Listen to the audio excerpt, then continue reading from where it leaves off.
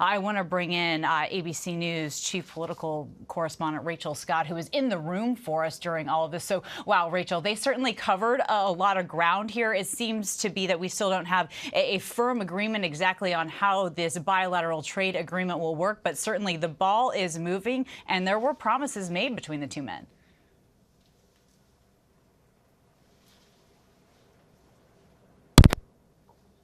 Out of this room right now. But look, this was the main focus of the meeting between the Prime Minister and President Donald Trump. It was all about trade. And while the United States and India have a good trading relationship, there is a trading deficit around $50 billion, and that is in India's favor. And so a lot of this, as the president is promising tariffs across the board when it comes to not only our allies, but also other countries as well, India's main message here trying to avoid that as well. Of course, the president also taking some questions here, including from one reporter on what is happening between Ukraine and Russia. We know that the president spoke to both Ukrainian President Zelensky and also Russian President Vladimir Putin this week as well. He promised on the campaign trail that he could end the war within 24 hours should he be elected. And the president said that he does intend to meet with President Putin, perhaps in Saudi Arabia in the near future. Zelensky today made it very clear that he believes that the meeting should be with him first.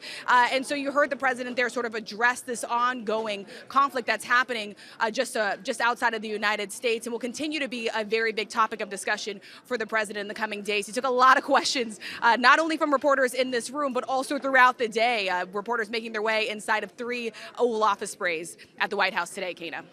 Yeah, he certainly has taken a lot of questions from reporters even throughout this entire week. You're right to point that out. Rachel Scott, always a pleasure to have you here with us. Thank you so much. For more, I want to bring in ABC News senior White House correspondent Selena Wang, who's live in our New York newsroom, along with our ABC News contributor and former Deputy Assistant Secretary of Defense for the Middle East, Mick Mulroy.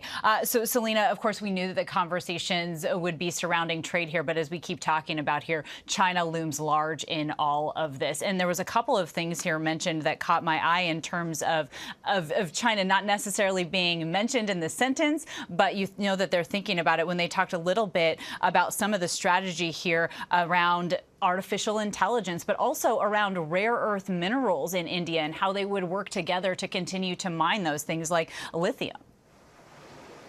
Yeah, Kana, absolutely. I mean, China is really the big elephant in the room here, and we've seen that U.S.-India relations have actually grown closer because India and China have been dealing with the border dispute. As India-China tensions have been increasing, India has grown closer with the United States. And you're right to point out that this isn't just about trade. The United States also says it wants to deepen the military cooperation with India, as well as collaborate more closely on everything from artificial intelligence to semiconductors and other areas of high technology. But of course, at the base of this, you see these leaders. Recently, the Japanese Prime Minister came to meet with Trump at the White House, and now you have India's Prime Minister. They all want to set this new relationship on a good foot. They know that President Trump is very fixated on tariffs, and they want to stave that off as much as they can. Part of the way to do that is by buying more oil and gas, buying more military equipment, as the U.S. said India would be doing, Kana.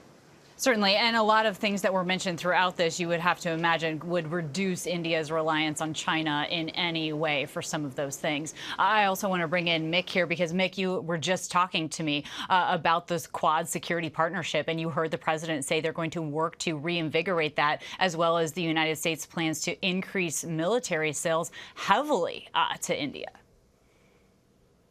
Yes, absolutely. And they talked about a new defense cooperation agreement. And there's usually a component of that that talks about arms sales, and especially U.S. arms sales to our key allies, which, of course, helps balance the trade deficit, but also is really important when it comes to compatibility between militaries. And I'm biased, of course, but the U.S. has the absolute best weapon systems on the planet, including the F-35, which just about every nation would want. So that announcement is a significant one.